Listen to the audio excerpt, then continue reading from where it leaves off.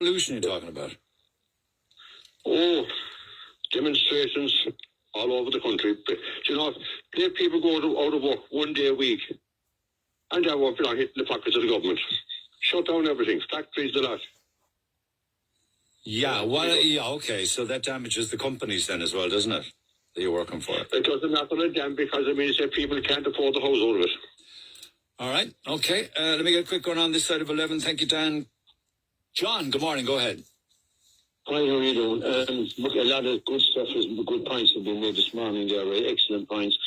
But look, I mean, nobody knows how many people are in this country at the moment. And it took Conor McGregor, you have to compartmentalise what you think about him and the court cases and all that, the same as Trump, and concentrate on what he actually said about what's happening in this country.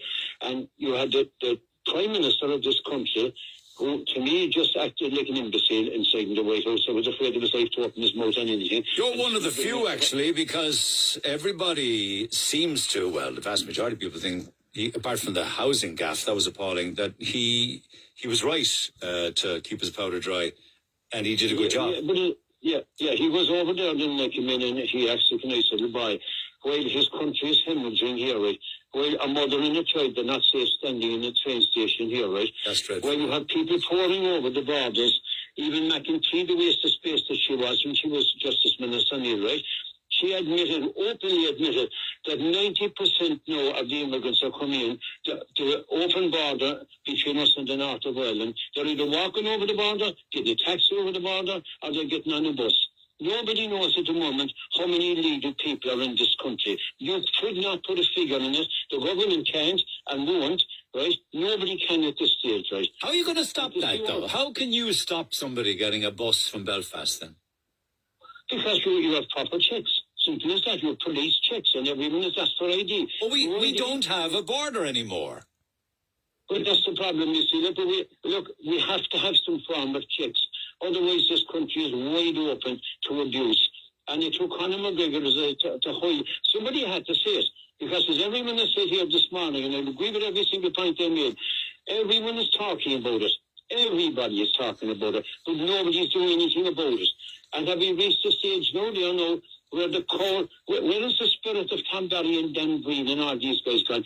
That men would stand in a platform and watch a woman and a child being abused like that. If I was there, I would have knocked him out. You wouldn't have been able. They were on the other side of the track going to Kent. Well, I made sure that I go over the crossing, and where I was, there's no way I would stand back and see a woman and a child. I don't give a care. Well, that is true. That is true. Whatever. You could not. If you stand, any man that stood by and watched that happen is a dirty, filthy coward. That's all.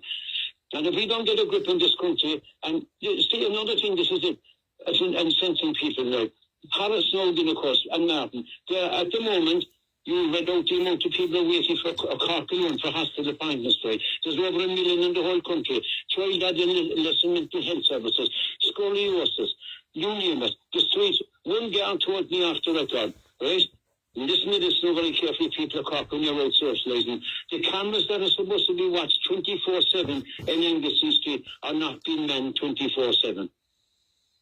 So therefore, what about the security? Yeah, you know, I don't know if that's true or not. And to be honest with you, Garda Síochána wouldn't confirm it either way for, operational reasons. But I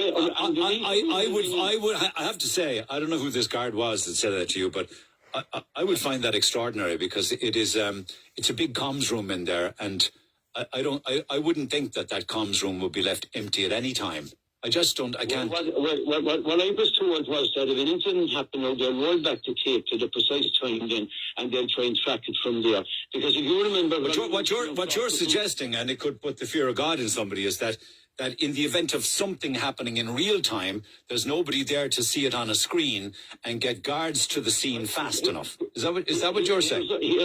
Here's a point. Very recently, there was a young lady lost her life in Partick Street at one of those soup kitchens. Has anyone been arrested yet?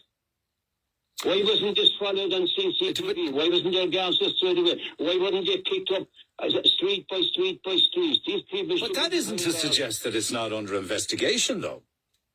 I'm not saying that, but I'm saying that Case in point, the cameras are not being manned, and you have people below there on Anglesey Street, and they're playing politics with the policing of the city. I don't think so. I don't buy that. I don't think there's anybody actually who puts on a uniform down in Anglesey Street that in a position of authority or control over numbers isn't doing the very best job they can with the numbers that they have. But you see now what's on this police, they won't knock the work for the simple reason, right? They just won't.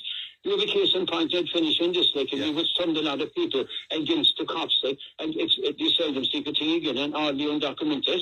They brought out the public order unit down a place like Newton, Mount Kennedy, and down on Roscrea, and let him loose on the people and pepper spray them and beat them off the street.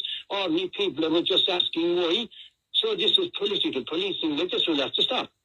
I'll come back after 11. Thank you, John. Text 0868 104 106. Pick up the phone on 0818 104 106.